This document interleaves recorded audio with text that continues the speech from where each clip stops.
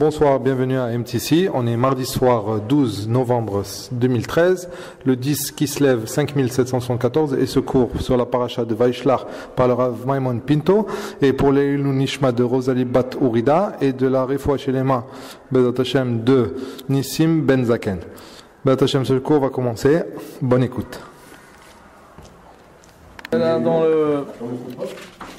la paracha de Vaishlach, on trouve beaucoup d'événements qui se passent. Effectivement, dans tout le livre de Sefer Bereshit, c'est Baruch Hashem, c'est très très dur dans un shiur d'essayer de couvrir tous les événements qui se passent, parce que vraiment c'est des histoires après des histoires. Parashat Vaishlach, c'est déjà après que Yaakov il quitte la maison de Lavan, et Lavan, à la conclusion de la semaine passée, après que Yaakov il quitte Lavan, il trouve des malachim, oui, des anges qui vont avec lui. C'est quoi le verset qui dit Vayilchu ito malachim, etc. Les anges ont suivi Yaakov pour l'accompagner à sa direction. Yaakov alach ledarko v'yivgeu malachei Elokim. Alors le verset il dit v'yivgeu bo malachei Elokim. Les anges de Dieu l'ont rencontré. Et ils sont partis jusqu'à l'encampement de Yaakov. Au début de cette paracha, Yaakov il sait qu'il va trouver Esav dans le chemin, et il envoie Vaishlach Yaakov Malachim. Il envoie des anges. En vérité, beaucoup de commentaires demandent qu'est-ce que ça veut dire que Yaakov il a envoyé des anges. Est-ce que ça veut dire, il y a deux opinions dans la Gemara qui dit que Malachim c'est pas vraiment des anges, mais c'était des messagers, des shluchim, qui sont partis voir comment est-ce que Esav, est-ce que Esav allait, est-ce que Esav il déteste toujours Yaakov, etc. Les commentaires demandent, selon les opinions qui disent que les Malachim c'était des anges, pourquoi est-ce que Yaakov il devait envoyer des anges? Comment est-ce qu'on sait vraiment que c'était des anges? Alors simplement, Rabbi Eliyahu Mizrahi, qui était un grand commentaire sur le commentaire de Rashi, il rapporte que puisqu'à la fin de la paracha d'avant, qu'est-ce que c'est décrit? C'est ramené, comme on avait dit, Yaakov Vaivgeu bo malachim. C'est les anges qui s'étaient trouvés avec Yaakov. Ces anges-là, Yaakov il décide de les envoyer pour voir qu'est-ce que Esav il veut de lui, qu'est-ce que Esav va faire. Ça veut dire que Yaakov il demande d'envoyer ces anges-là qui se trouvent devant lui. Parce que le verset il dit Vaishlach Yaakov asher lefanav, qu'ils étaient devant lui, qu'ils étaient à côté de lui. Bon, ça c'est le texte qui est très simple, mais on trouve que ça ne peut pas être les mêmes anges. Pourquoi?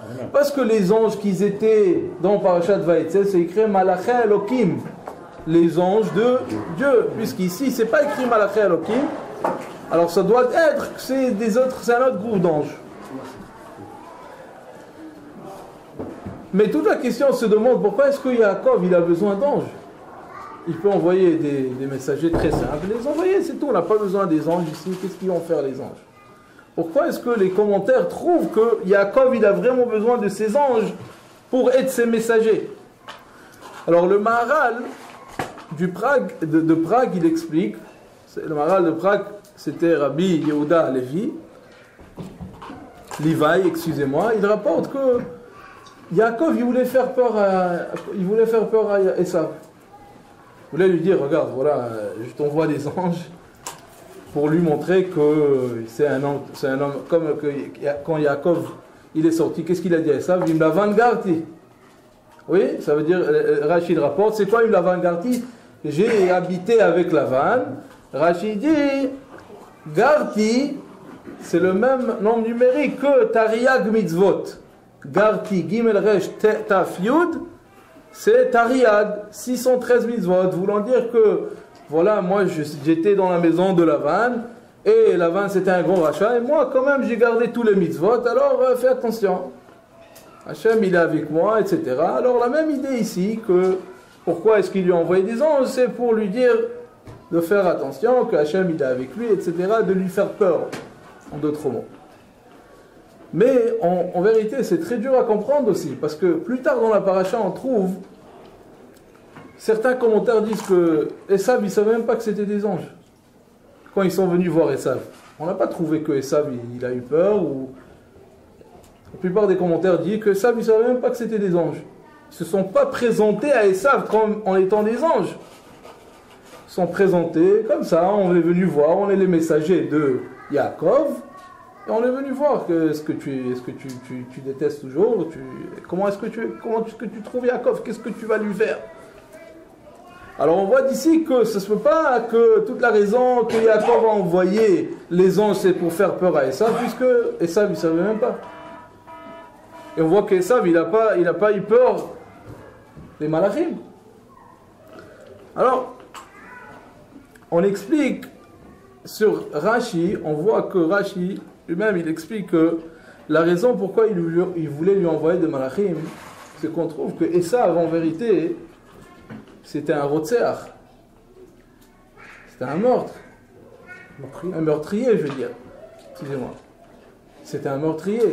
Et puisque c'était un meurtrier, Yaakov, il devait prendre des précautions. Yaakov, il savait que c'était Esav Ish Hasadeh, et s'il allait envoyer des messagers réguliers, peut-être, comme le Or HaChaim, il explique, peut-être il les aurait tués. Et puisqu'il avait cette crainte que s'il envoyait des messagers réguliers, peut-être, et en plus on sait que Esav, il était avec 400 hommes, certainement qu'il aurait fait du mal à ses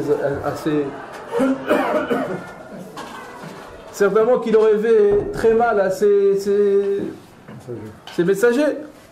Alors, le Chaim, il explique, c'est pour cela, Yaakov, il avait besoin, c'est pour ça, on trouve que la Torah, elle doit nous dire que l'explication, c'est que Yaakov, il devait envoyer des anges, puisqu'il pouvait faire du mal à des messagers réguliers. Alors, c'est pour ça, on trouve que la Torah nous enseigne qu'il avait besoin d'envoyer des anges pour qu'il ne se passe. Même qu'on trouve que Hachem lui-même avait demandé à Yaakov d'envoyer des anges. D'envoyer, excusez-moi, des messagers. C'est Hachem qui lui a dit de partir de la maison de Lavan.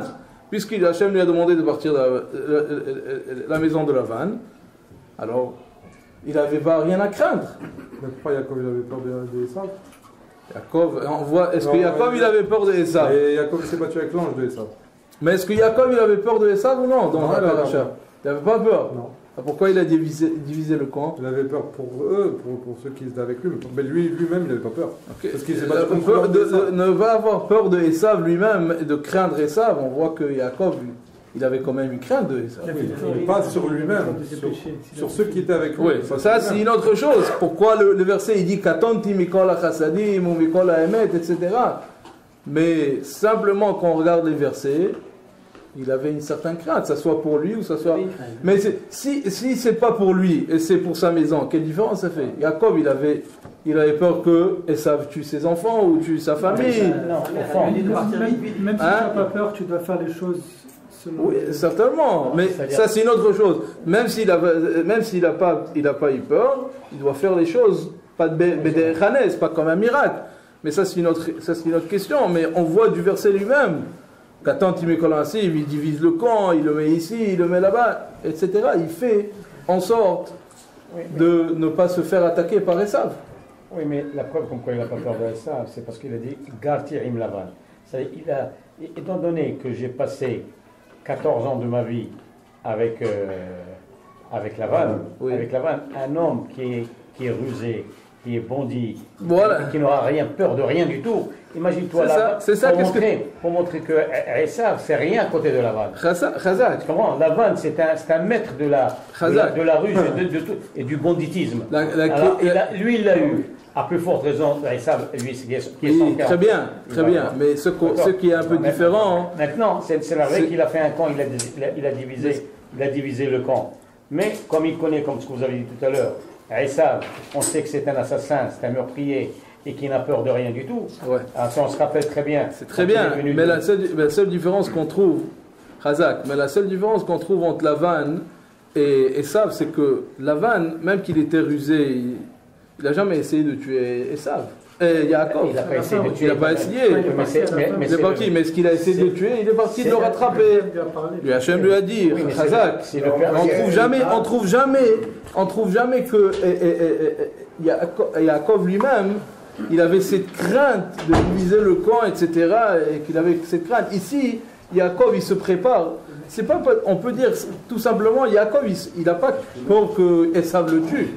Mais il se prépare pour une guerre. Exactement. Il s'est préparé pour une guerre. Il s'est préparé pour une guerre. Alors il a fait sa structure. Il a préparé sa défense. C'est ça. Alors la seule crainte que Esav envoyait Eliphaz pour tuer Yaakov. Esav va envoyer Eliphaz quand il est sorti de Harana. Chazak. Et quoi? Et ça prouve quoi alors? Il a raison, il a combien de cavaliers il a envoyé? Que Yaakov il a peur de lui?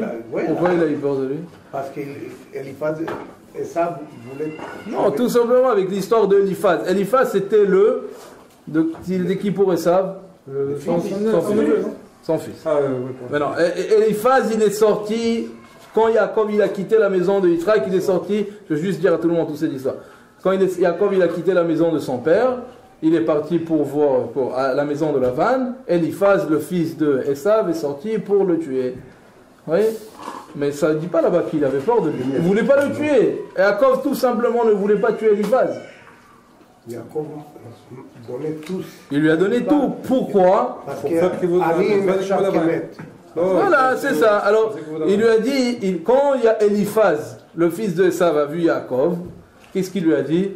Il a eu de la peine il ne voulait pas se battre avec lui, Eliphaz, mais Eliphaz lui-même. Parce qu'à la fin de la journée, le Midrash il dit que Eliphaz, il a grandi dans la maison d'Abraham. Alors, puisqu'il a grandi dans Abraham, il avait quand même une certaine bonté. Il savait que Yaakov, etc. Mais il lui a dit, qu'est-ce que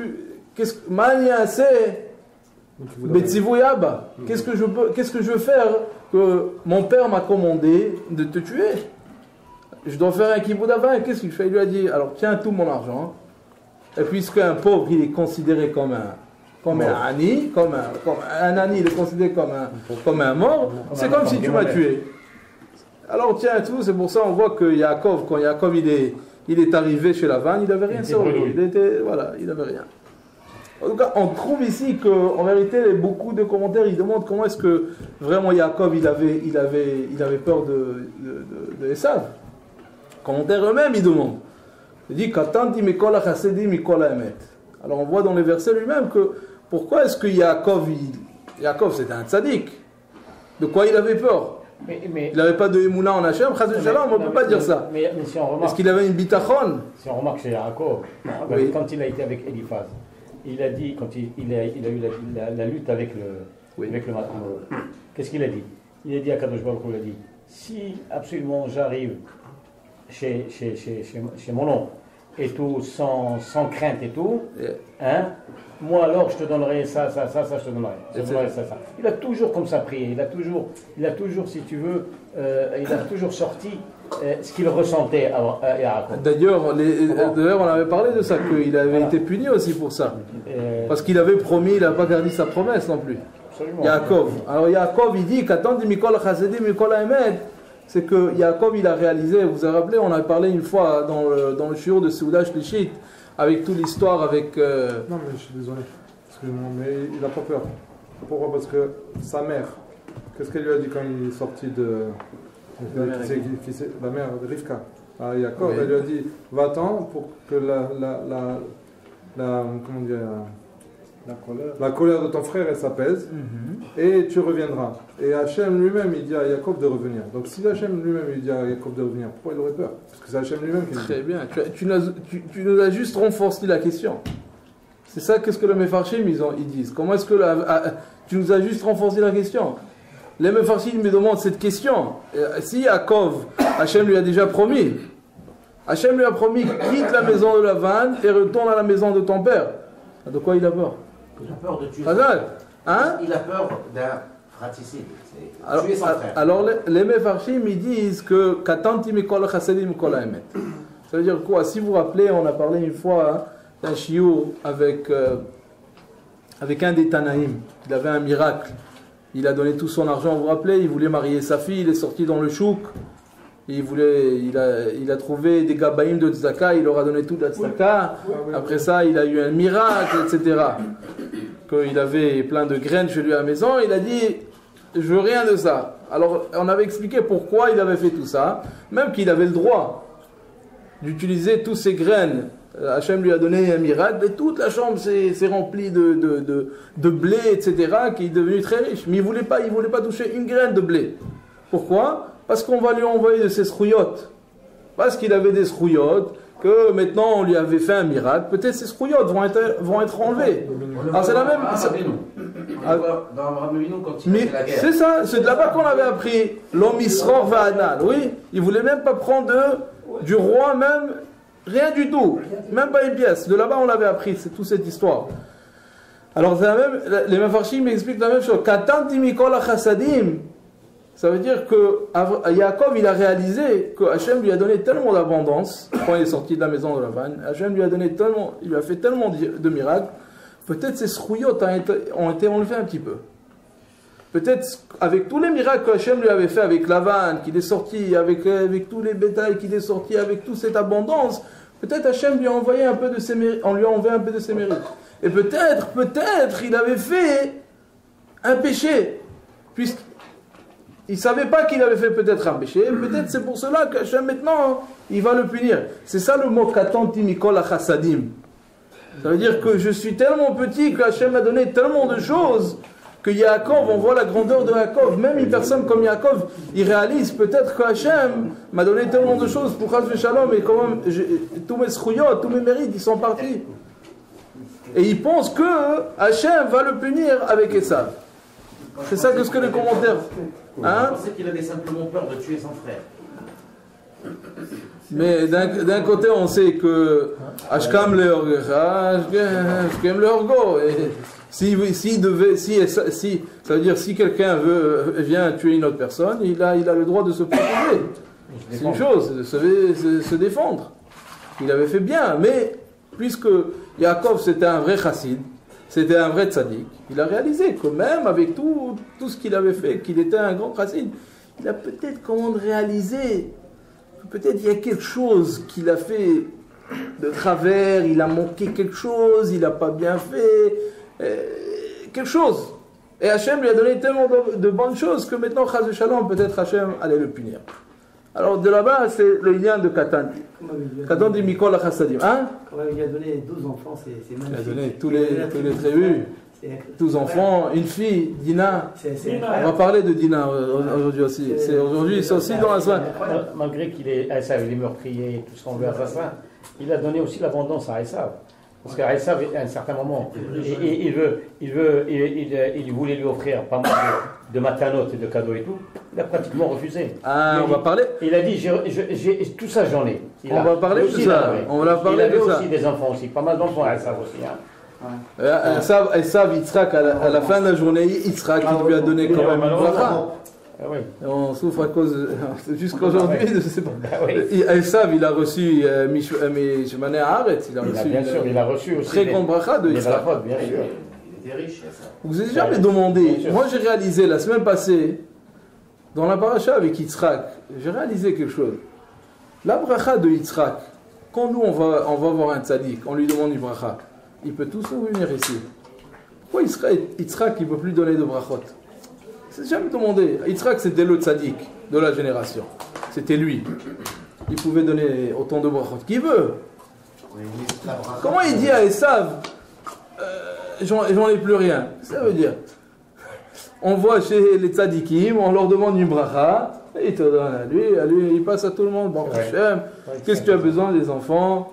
La parnassa, refoua shlema, etc. Qu'est-ce que Yitzhak lui dit? J'en ai plus. Juste Yaakov qui était là. Ça veut dire que la bracha de Yitzhak, c'était quelque chose de beaucoup plus profond que juste une bracha comme ça. C'était quelque chose que pouvait être passé juste à Yaakov. Bon, Yitzhak voulait le donner à Esav. Parce qu'il a pensé qu'avec les brachot, il pouvait rectifier Esav. Il a vu que Yaakov Ishtav Yoshev Oel. Yaakov, il est bien, il s'assoit, il étudie, il est bien. Il n'a pas besoin de plus de brachot que ça. Esav, puisqu'il a une tendance d'être un petit peu rachat, avec ses brachot, peut-être il va aller dans le bon chemin. C'est pour ça, comme ça, il sera qui pense. Mais ces brachot-là ne pouvaient pas être passés plus qu'une personne. Ou Yaakov, ou Esav. Alors on voit d'ici que la brachot, c'était pas juste un bracha comme ça. Je voulais parler un peu de Rabbi Shimon Bar Yochai. Je vais vous dire exactement pourquoi. Parce que Rabbi Shimon Bar Yochai, il est mentionné dans la paracha cette semaine. Si quelqu'un a regardé, dans un Rashi. Hein Israël, tu l'as pas vu dans ce Rashi? Non, Rabbi Shimon Bar Yochai, je vais juste parler un petit peu de la grandeur de Rabbi Shimon Bar Yochai. Il y a un midrash très intéressant de Rabbi Shimon Bar Yochai. Hein? Bon, on sait que Rabbi Shimon Bar Yochai, qu'il a été l'histoire avec Rabbi Shimon Bar Yochai, qui se trouvait dans la ville de Rome, et il se trouvait avec deux autres Hachamim, Rabbi Yossi et Rabbi Yehuda. Et Rabbi Yehuda, il a remarqué la beauté de Rome, etc. Et il dit, ah, kamanaim ma'asim elu shel haromaim. Comment est-ce qu'ils sont bien les choses que les Romains ils ont fait, ils ont fait des théâtres, etc., des ponts, des rues, quelle beauté. De belles réalisations.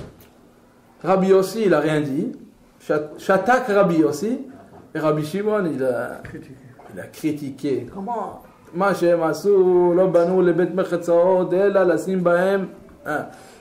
ils n'ont pas fait ça, c'est juste pour leur propre bien. Ils n'ont pas fait ça pour Hachem. Ils n'ont pas eu de... Bon, l'histoire est arrivée aux oreilles des Romains, et on sait la continuation de l'histoire. Rabbi Shimon devait se sauver avec son fils, et ils se sont trouvés 13 ans dans une grotte, et ils étaient... le Midrash il raconte qu'ils mangeaient juste des charouvim. Oui. Des caroubs. Il avait là. Ouais. Et il y avait juste un arbre à côté. Et quand ils se trouvaient dans la grotte, imaginez-vous, ils ne se sont pas lavés. Il n'y avait pas de douche. Ils n'avaient même pas d'eau. Ils ne sont pas sortis de la grotte. Alors qu'est-ce qu'ils ont fait? Le Midrash il raconte. Après 13 ans, vous imaginez, vous portez le même habit après 13 ans. C'est pas évident, hein? Alors qu'est-ce qu'ils ont fait? Ils ont enlevé leur habit et ils rentraient dans la boue. Et ils avaient de la boue jusqu'ici. Comme ça, ils peuvent étudier la Torah. Ils étaient couverts. Et ils étaient toute la journée comme ça, juste Erev Shabbat, ils montaient, ils mettaient leurs habits et pour les Revot Shabbat. Pendant 13 ans. Le Midrash, il continue et il raconte que quand ils sont sortis de la grotte, ils ont commencé à voir des gens travailler. Et ils ont commencé à brûler tout le monde. Tout ce qu'ils regardaient, tout ce qu'ils regardaient, il avait brûlé le feu. Parce qu'ils ont dit, comment est-ce qu'on peut travailler ça? C'est impossible. C'est la Torah. Il y a une bat code qui est sortie. Ils ont dit, oh, vous êtes sortis pour détruire la rive en lami. Vous êtes sortis pour détruire le monde. Retournez à la grotte une autre année. Et ils sont retournés à la grotte pendant 1 an pour, comment on dit, relaxer un petit peu. Et quand ils sont ressortis, calmer le feu un petit peu, pour réaliser qu'il y a un monde, à part le monde de où est-ce qu'il se trouve. Pour attirer. Pour attirer. Ouais. Alors quand ils sont ressortis, ils ont vu quand même les Bnei Israël qui font des mitzvot. Alors ils ont dit, bon, ils se sont calmés, ils ont dit, Bnei Israël, ils sont des mitzvot. Bon, il y a beaucoup d'histoires que la grandeur de Rabbi Shimon Bar Yochai, le Yerushalmi, le Talmud Yerushalmi, il rapporte dans Masechet Brachot une agada impressionnante. Rabbi Shimon Bar Yochai, il n'arrêtait pas pour la prière. Il n'arrêtait pas pour prier. Il étudiait toute la journée. La prière qu'on fait, il ne la faisait pas. Parce que tout ce qu'on on doit accomplir avec la prière, Rabbi Shimon le faisait même avec la Torah. Il n'y avait pas de prière à l'époque. Il n'y avait pas Sidour. Non, Sidour, il n'y avait pas. Je suis d'accord avec vous, mais on était les tefilines. Il y avait une prière. Chacun priait de la façon que lui pouvait. Il parlait à Hachem, j'ai besoin de ça. Quand quelqu'un avait besoin d'une refoua shlema, Cholé Bebeto, Itpalel, il y a quelqu'un qui a besoin. Hein? Là, il y a des doutes. Il y a des Bresles. Mais l'Hitbo des doutes, il a toujours existé. Non, c'est pas la prière. Alors chacun avait sa façon. Pourquoi ils ont fait un sidour? Le sidour a été ramené juste pendant Anshek Knesset Agdola, après la destruction du deuxième temple. Mais les brachot, mais c'est pas le sidour, excusez-moi, pas le sidour, mais les brachot. Parce que dans le temps de Rabbi Shimon Bar Yochai, il n'y avait pas peut-être un sidour, mais il y avait les brachot. Baruch Ata Hashem, c'est Anshek Knesset Agdola, c'est bien avant Rabbi Shimon Bar Yochai, c'est après la destruction du deuxième temple. Au temps de la construction du deuxième temple, excusez-moi, pas la destruction. C'était après l'histoire de Daniel, etc. Est-ce qu'il y a avec la paracha? Hein? Oh, c'est quoi le lien avec la paracha? Bon, juste avant qu'on vienne avec le lien avec la paracha, on sait qu'il y avait cette relation avec les Romains. On trouve aussi que Rabbi Shimon Bar Yochai il dit qu'il n'arrêtait pas pour la prière. Quelque chose d'exceptionnel quand on dit que Rabbi Shimon il dit si j'étais à Har Sinai, comme ça il disait, Loulé Haïti Behar Sinai, si je me trouvais à Har Sinai, Tav'inan, il dit, la Gemara elle dit, Haïti Tové à Takash Bokhu. J'aurais demandé à Hachem qui crée le monde avec deux bouches, que la personne soit créée avec deux bouches. Pourquoi? Il dit une pour étudier et une j'aurais fait toutes les autres choses avec. Que la bouche qui étudie la Torah ne serait pas la même bouche qu'elle mange, etc. Mais la Gemara le disait que même avec la bouche qu'il étudiait la Torah, il n'aurait même pas dit le Kriyat Shema. Au point que le niveau de Rabbi Shimon, de sa sainteté de sa Torah, il n'aurait même pas utilisé la même bouche pour dire rien d'autre que étudier la Torah. Qu'est-ce qu'il a dit à la fin? Il a dit, puisque j'ai vu que les gens ils parlent tellement de la Shon Hara, avec deux bouches, le monde aurait été détruit. Alors il a dit, alors c'est mieux que Hachem a créé le monde de la façon qu'il a créé la personne, c'est le même comme ça. Bon, qu'est-ce que ça a à voir avec Rabbi Shimon? On trouve dans la paracha que quand Esav a rencontré Yaakov, on retrouve qu'il a enlacé deux choses. Il s'est mis à pleurer, non? Hein?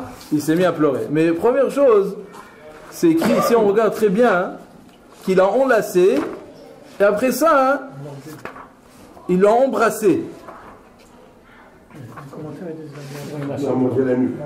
Il lui a mordu. Bon, il y a des commentaires qui disent qu'il a mordu, etc. Mais on voit d'ici que... Seconde, laissez-moi trouver ça, je n'aurais pas trouvé. On voit ici que Rashi lui-même, voilà, excusez-moi, voilà, c'est ici. Je vais juste vous lire. C'est écrit Vayeretz Esav Dikato ve'yechabkeu va'yipol al tzavara ve'yashkeu va'yivku. Premièrement, il dit, il a enlacé. Rashi tout de suite, qu'est-ce qu'il dit? Il a enlacé. Nitgalgelu rachamav. Quand il a vu Yaakov, il a eu de la peine. Et il a dit, même qu'il est sorti pour le tuer, c'est ça. Il s'est apaisé. C'est ça, il est apaisé. Et il a eu de la peine, il a eu de rachamim sur son frère. Et il a dit, ok, ça y est, ça c'est pour ça qu'il a enlacé. Maintenant, quand on vient au verset Vaïshakeu, quand il a embrassé, Rashi ne dit pas ça. Il dit qu'il n'a pas vraiment embrassé avec tout son cœur. Lo belev shalem. C'est une contradiction. Comment est-ce que, quand il enlace, il s'est apaisé, quand il embrasse, c'est pas avec émotion, c'est loya amiti.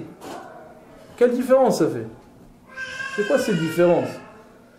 Tout de suite, Rashi, il nous dit que si vous avez remarqué, il y a des points.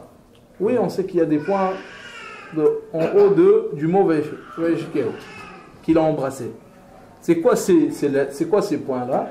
Alors les commentaires ils disent que quand il y a des points en haut d'un mot, c'est venu nous dire que ça venait affaiblir le concept. Ça veut dire que quand il a embrassé, il ne voulait pas vraiment l'embrasser. Ça venait diminuer de la chose. C'est comme on trouve, vous savez, quand il y a une annonce, on fait une annonce, on met une petite étoile. C'est-à-dire c'est sous certaines conditions. Ouais. Oui. Il y a qu'est-ce qu'ils vous écrivent comme ça et les petites. Regardez en bas dans les petites lettres, c'est pas tout quoi. Ça affaiblit la chose. On vous donne ça et ça, mais il y a certaines conditions, c'est pas exactement ça. Alors c'est la même idée si on peut. Si des points viennent affaiblir que quand il n'a pas vraiment. Mais Rabbi Shimon Bar Yochai, Rashi il amène. Il y a deux opinions. Une opinion qu'il n'a pas vraiment embrassé, avec Mikol Alev, avec tout son cœur. La deuxième opinion, Rabbi Shimon Bar Yochai, il dit Alacha hi sonne Esav et Yaakov. C'est une règle. Esav, il n'aime pas Yaakov. C'est clair. Mais, au ce moment, il a eu de la peine pour lui. Mais pourquoi de la peine?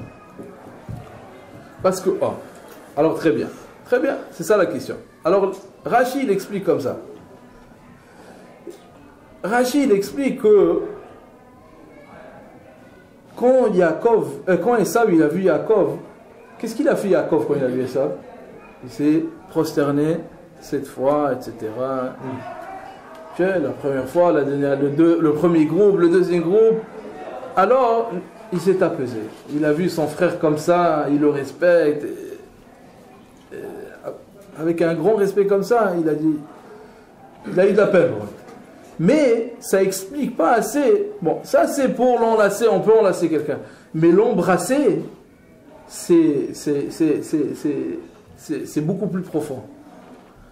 Alors, parce qu'on sait que jusqu'au moment que Esav rencontre Yaakov, il le déteste. Il haït, il veut le tuer. Alors c'est dur à comprendre. Jusqu'à ce moment qu'il était tout d'un coup, comment est-ce que c'est possible? Alors l'explication c'est que quand il a vu se prosterner devant lui, il s'est apaisé, il a dit il me respecte tellement mon frère, etc. Mais ça n'explique pas assez. C'est pas Hachem qui a mis quelque chose pour l'arrêter ou quelque chose. Qui a Esav? Peut-être il a un peu. Ça peut bien. Mais moi je pensais que. C'est pour ça qu'on amène Rabbi Shimon Bar Yochai d'ailleurs. Moi je pensais que parce qu'ils sont bien. C'est ça la connexion. Ouais. Parce qu'il a vu qu'il mourrait le même jour. Alors. Qui mourrait le même jour? Esav et Yaakov mourraient le même jour. C'est quoi? Ils mourraient le même jour ensemble. Excusez-moi. Oui. Automatiquement il se met à pleurer. Si je comprends bien, c'est. Et ça, pourquoi il pleure? Je pense que c'est Rachid qui explique si je ne comprends pas. Quelle est la phrase?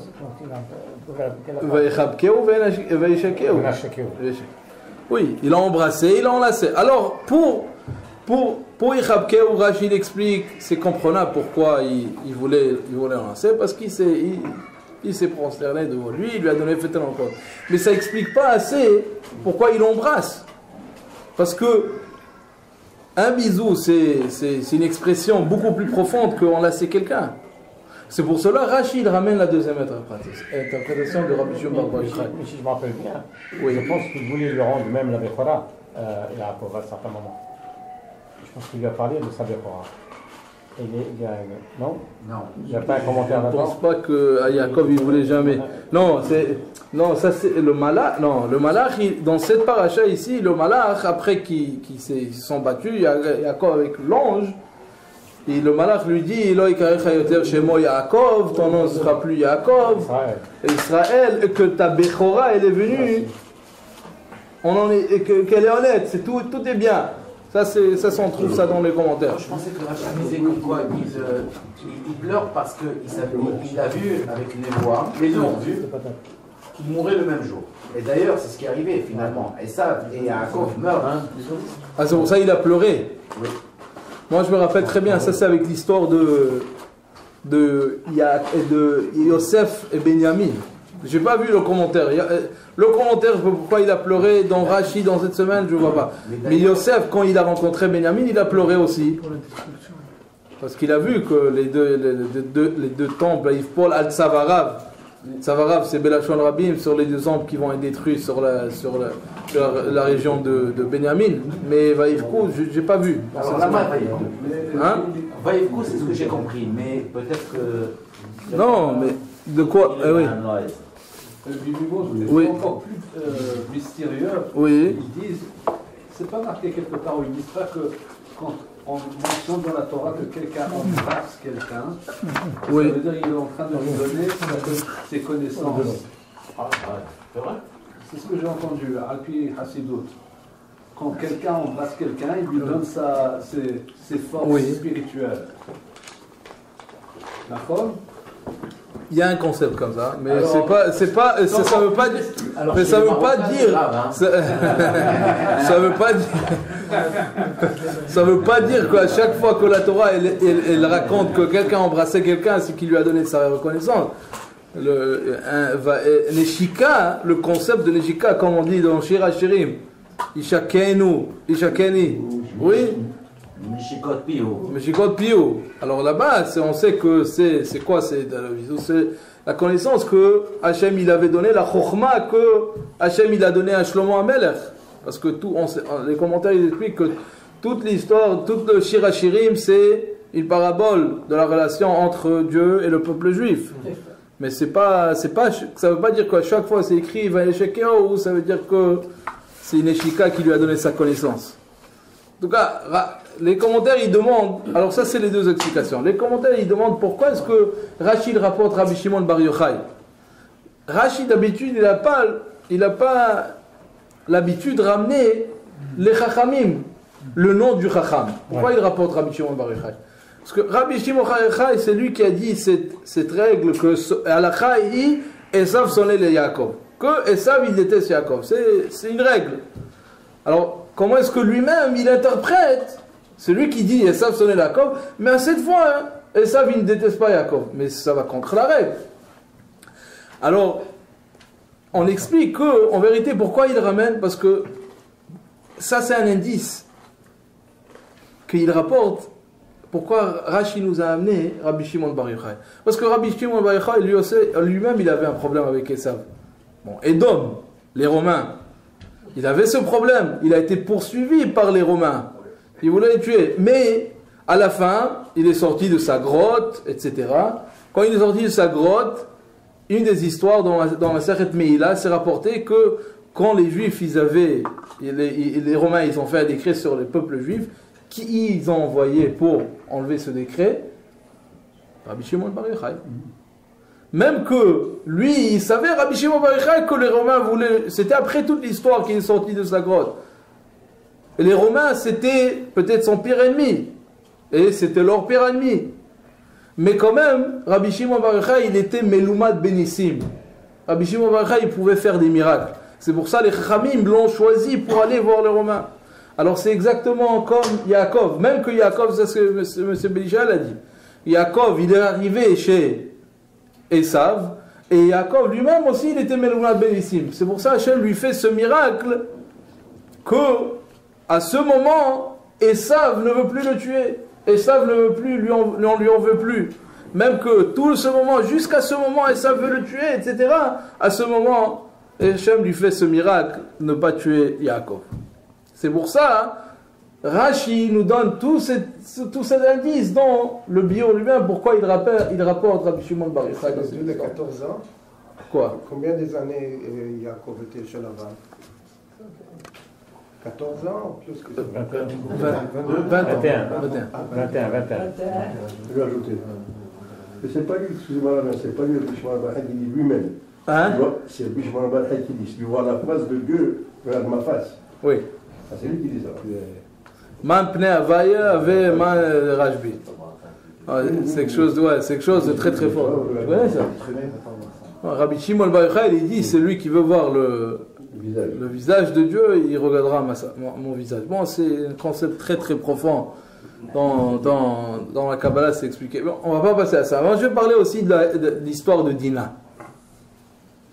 L'histoire de Dina, c'est qu'on trouve que tout le monde sait l'histoire de Dina. Dina, après toute l'histoire de Yaakov, etc., Dina, Vatetse Dina, Blot Amaharetz, etc. Dina est prise par Shrem, oui, et Shrem et Hamor, c'était le père de Shrem, et elle a eu une relation avec Shrem. Il la viole. C'est différent. C'est pour ça que je ne dis pas. Non, parce qu'il y a des impressions qui disent que non. Ce n'est pas un viol. Rachid explique explicitement viol. 100%. Rachid rapporte qu'il y a différentes opinions. Pourquoi je dis ça? Parce qu'on va trouver que c'est pas assez simple. Une très grande question que le Chida, Rabbi Chaim Yosef, David Azoulay, il demande une très grande question. Il dit, Dina, c'était la fille de Yaakov. Yaakov, c'était un grand tzaddik. Dina elle-même, elle était certainement une grande tzaddiket. Oui. Alors, comment est-ce qu'on sait? La preuve, le Chida rapporte que Dina elle-même, que Yaakov lui-même, il avait caché Dina de Esav. Oui, et Yaakov, il est puni pour ça. Pourquoi est-ce que, quand ils sont venus voir, je vais juste le faire très clair que tout le monde comprend l'histoire. Quand Yaakov il est venu voir Esav, il avait caché Dina dans un armoire, comme que Avram il avait fait avec Sarah. Pourquoi? Pour que Esav ne la voit pas et ne voudra pas la prendre comme femme. Mais il a caché même sa femme. Il a caché Rachel. C'est Yosef qui a caché Rachel. Yosef, pas Yaakov. Il n'a pas caché dans un armoire. Yosef s'est mis devant sa mère, c'est pour ça il a eu la bracha ben porat Yosef, ben porat Ale'ain, Ale'shur, etc. Ça c'est une autre chose. Mais là, elle est mise comme dans un coffret pour que Esav ne la voit pas. Alors ça veut dire que, pourquoi il a été puni, Yaakov? Parce que la Torah, les commentaires expliquent que peut-être il aurait marié Dina, et Dina l'aurait amené au bon chemin. Elle aurait fait tchouva, elle aurait fait faire tchouva à Esav. Puisque il ne lui a pas laissé la chance de faire ça, elle a été punie. Ça c'est. Alors on voit d'ici, on va parler de ce union aussi, mais on voit d'ici que certainement que Dina c'était une femme, une tzadeket, puisque elle aurait pu faire tchouva à Esav. Pourtant, Rachid dit le contraire. Hein. Que quoi? Non. Rachid dit telle mère, telle fille. Elle aimait sortir. Il dit Yatzanit Aïta. Elle dit qu'elle aimait sortir. Yatzanit Aïta. C'est Chazak. C'est pour ça. Ne la rapproche pas au père. C'est pour ça le verset il dit va tetse dina. C'est comme la mère elle était une Yatzanit. Lorsqu'on sait que sa mère elle était une Yatzanit, Yatzanit ça veut dire qu'elle aimait sortir de la maison et se promener. On voit comment est-ce qu'on sait qu'elle était Yatzanit avec les doudaïm. Les doudaïm, c'est ça. Et deuxièmement, après l'histoire du viol, oui. Ça a commencé par un viol, mais après elle est restée malgré son gré. Avant que ses frères là. Très bien. Si c'était pas pour ses frères, elle serait. Très bien. Il y a plusieurs interprétations parce qu'à la fin de la journée. Donc ils se disent personne ne va me vouloir. À la fin de toute la journée, ce qu'on va voir d'ici, c'est que les personnalités de. Ce que je veux rapporter d'un point ici, on va voir le Kitva Rizal. On va voir un petit peu comment est-ce que le Rizal il regarde toute cette scène ici. Parce que le Chida, il a beaucoup de misère à comprendre toute cette histoire. Et il comprend, c'est impossible. Comment est-ce qu'elle aurait pu faire quelque chose comme ça, spécialement que c'était la fille de Yaakov. Deuxièmement, Yaakov, il est puni pour ne la pas redonner à Esav. Troisièmement, on voit que quand Yaakov, il entend toute l'histoire, que sa fille, elle a été... Qu'est-ce qu'il dit? Vaishma Yaakov. C'est tout. Salut. Le Chida il rapporte un mot. Echoulo pirkes. Vous savez c'est quoi une pirkes? Pirkes ça veut dire un pirkous. C'est quand on fait, c'est un mot qu'on emploie dans la Gemara quand on fait une shrita, une bête. La bête elle trompe, elle bouge. C'est ça que Yaakov il aurait dû. Les parquets il dit. Il aurait dû exploser. Comment ça? Vaishma Yaakov. Rien du tout. Il dit rien, il dit même pas Vaïchar le Yaakov, il a eu de la peine, rien du tout, Yaakov il est très bien. Alors le Chida il rapporte du Kitva Rizal. il rapporte une chose très intéressante. Il dit que Dina, c'était le Gilgoul de Amatla et Bat Karnevo. C'est qui Amatla et Bat Karnevo? Amtalai. Vous savez c'est qui? C'est la femme de Terah. Terah, c'était le père de Abraham. Sa femme, la femme de Abraham, la femme de Terah s'appelait Amtalai. Son père s'appelait Karnevo. Amtalai, Bat Karnevo. Alors, Dina, c'était son Gilgoul. Qu'est-ce que ça a à voir avec son Gilgoul? Il explique que Terah, il a eu des relations avec sa femme quand elle était Nida. Alors, pour avoir ce tikkun, pour rectifier cet événement, Dina est venue dans le monde. Et il dit, si on prend le mot Dina, c'est les mêmes lettres que Nida. Dina, Nida, c'est les mêmes lettres. Il dit, alors, Dina est venue pour rectifier ce tikkun de Amatla et Bat Karnevo. C'est pour ça qu'elle devait sortir le mal qu'elle avait en elle et le donner à un rachat. Mais il avait le Shabbat du Ghoul. Qui? Shrem Ben Hamor, comment ça s'appelle? Hamor. Shrem Ben Hamor. C'était quoi son Gilgoul? Il devait faire un tikkun lui aussi. Selon le Harizal, tout le monde doit faire des tikkunim. On l'a tué parce qu'on ne voit pas. Et la même chose avec les Tisra Ben Hamar. Quand tu vois une femme quand tu vas à la guerre. Oui. Khazak. Isha Yafatoa. Oui. Ok, Khazak. Lui aussi il devait faire cette rectification. Mais en tout cas, alors le Khazak. Le Harizal. Hein? C'était quoi le Gilgoul? Le Gilgoul de Shrem, c'était le Gilgoul de quelqu'un qui devait faire un tikkun de Isha Yafatoa. C'est un autre lien. Mais alors il rapporte comme ça. Dina, elle devait faire le tikkun de Amatla et Bat Karnevo. Et puisqu'elle devait faire ce tikkun, elle devait être avec Shrem. Et Shrem devait prendre tous ces toum'a, toute cette impurification de Dina. Maintenant la question se pose tout de suite. Alors, pourquoi elle aurait pu être donnée à Esav? Esav aussi c'était un rachat. Elle n'était pas trop jeune pour tout ça, elle avait que 8 ans. 7 ans. 7 ans, c'était trop jeune pour tout ça. Mais à l'époque, 7 ans, c'est quelque chose. À cette époque-là, 7 ans, c'était pas... Elle avait 3 ans. Aujourd'hui, à l'âge de 7 ans, c'est en prison. Mais bon, dans ce temps-là, c'est 7 ans, c'était... D'ailleurs, vous savez que les Mefarshim, ils rapportent que Dina, après Dina, elle s'est mariée avec qui? Shimon. Après Shimon, elle s'est mariée avec qui? Après Shimon, elle s'est mariée. Le Chesed d'Avraham. Rabbi Avraham, c'est intéressant que les deux, Chesed Avraham, Rabbi Avraham Azoulay, le grand arrière-grand-père du Chida, il rapporte qu'elle s'est mariée avec Eyov. Oui. Et la fille Osnat. Et la fille de Dina, c'est Yosef. Mais Osnat, c'est la fille de Dina. Oui, Osnat, c'est la fille de Oui, mais c'est Yosef. C'est avec Yosef.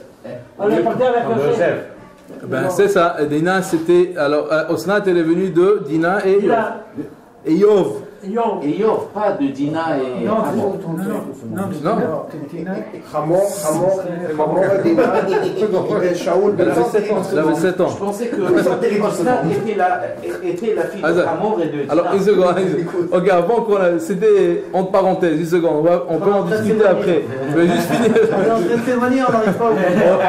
Je vais juste finir le point. Alors, pourquoi est-ce qu'ils n'ont pas donné à Esav? Parce que simplement, Esav, c'était un rachat, même qu'il était un rachat, Yaakov, il voulait quand même qu'on le rectifie. Il fallait faire un tikkun à Esav. Si Esav, qu'est-ce qu'il aurait fait? S'il serait avec Dina, on avait besoin comme de lui pour qu'il prenne toutes les forces de Touma et ça va à Esav. Ah, pourquoi il ne voulait pas se marier? Les frères de Dina, ils se sont énervés. Pourquoi ils se sont énervés? Parce qu'ils ont dit, au moins, si Esav l'aurait pris, oui, alors ok, le rachat il serait pris, il lui aurait donné tous ses forces, et elle aurait quand même essayé de lui faire tchouva, de rectifier Esav. Mais de la façon que Shrem avait fait, il avait pris, il avait violé, etc. Ça, c'était pas respectueux pour la fille de Yaakov. Les enfants lesquels Qui? Il a eu Osnat. Il y a des commentaires qui disent qu'il a eu la fille d'Osnat. Ils Mais disent que Shimon et Lévi, ils ont c'est envoyé très dur Osnat en Égypte. Yaakov, il a envoyé Osnat en Égypte. Parce qu'ils avaient peur que Shimon et Lévi, ils tuent le fils de Shrem aussi. La fille. non, j'ai vu des autres commentaires. Bon, il y a peut-être différents commentaires qui disent que Osnat, parce que selon le calcul, Osnat elle serait beaucoup plus vieille que Yosef peut-être. Elle est beaucoup plus jeune que Yosef. Mais beaucoup plus jeune. Parce que Yosef, il s'est marié beaucoup de temps après. Bon, en tout cas. Shaoul ben Aknaani.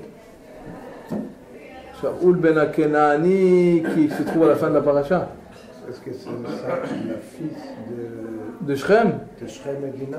Je n'ai pas vu ça, que c'était la fille. J'ai vu un Rachid, je pense, cette semaine, qui disait qu'il y a qui pensent que Dina et Shimon étaient jumeaux. Oui, oui, c'est ce que j'ai vu. Non, mais pas la même mère. Comment ils sont pas jumeaux? C'est la même mère, Dina. Des jumeaux pas de la même mère, c'est très dur. Mais bon, c'est dur à faire. Non, mais il faut. Je parle moi. Comment je veux? Ben, jumeaux, c'est la même mère. C'est la même chose. Il vient de la même mère. C'est pour ça qu'il a défendu. Il vient de la même mère. Bon, c'est ça le point, c'était que Dina, elle est venue rectifier cette chose. C'est pour ça on voit que en vérité Yaakov, ça explique aussi pourquoi Yaakov ne s'est pas énervé. Pourquoi? Parce que Yaakov, il savait que c'était le tikkun. Il a compris. C'est pour ça que quand ils sont... C'est pour nous de comprendre tout ça. Bien sûr. Mais je vais vous dire ce que nous on apprend de tout ça. C'est une très grande leçon. Pourquoi j'ai ramené tout ça? Juste pour finir le point. Le point, c'est que Yaakov ne s'est pas fâché. Il a attendu. Il savait le sod. Quand ses enfants sont revenus, il leur a dit... Hein? Eux ne le savaient pas. Non, mais il leur a dit. Mais eux, ils se sont comment énervés parce que de la façon que Shrem l'avait fait, c'était inacceptable. Et c'est pour ça, et Yaakov n'était pas énervé parce qu'il savait que c'était en tikkun. Qu'est-ce que je veux ramener de tout ça? Je veux ramener de tout ça parce que quand nous, beaucoup de fois, on lit le Chumash, on lit les Nevi'im, on lit les Ktuvim, on voit des histoires très, très, peut-être bizarres même. Comment est-ce que David Amelech, il avait fait le péché de Bathsheba, comment est-ce qu'on trouve ça, etc. On réalise que ces personnalités qui se trouvent dans le Tanakh, c'est pas des gens réguliers comme on pense, c'est pas nous, c'est des gens ordinaires, comme moi et vous, etc. C'est des gens, des grands tzadikim. Et il y a certaines choses, le Harizal, ce qu'on apprend de ce Harizal, que c'est des choses qu'on ne comprend pas, qu'on ne sait pas, qu'Hachem a un différent plan de ce qu'on voit et de ce qu'on comprend. C'est pour ça, d'ici, on voit qu'on explique que Dina, en vérité, selon cette explication, n'avait pas fait un péché. Selon l'explication du Harizal, Dina devait faire un tikkun. Ce tikkun est certainement, selon le pshat. Selon le pshat des versets, Rashi, c'est une explication de comprendre. Mais selon le Sod, il y a quelque chose de beaucoup plus profond de ce qu'on voit, de ce qu'on trouve. Et selon cette explication, Dina n'avait pas péché. C'est ça aussi parce que Yaakov, en fin de compte, a toujours reproché à Shimon et Lévi d'avoir exterminé la ville. C'est son nom, David. Exactement. Mais une seconde. Mais ça prouve le point. Non, oui, ça appuie. Ça appuie. Parce qu'il n'aura pas pardonné. Et d'ailleurs, c'est pour ça on trouve que Shrem a été tué tout de suite après. Parce qu'il a fait son tikkun dans le monde. Oui, il a fait ça. Bon, Yaakov, il n'est pas content parce que ils n'auraient pas dû le tuer. Selon le Harizal, il leur a fait une faveur. Il avait pris tout le mal de Dina. C'était son tikkun. Mais après qu'il avait fait son tikkun de le monde, on n'avait plus besoin de lui. Bon. Ça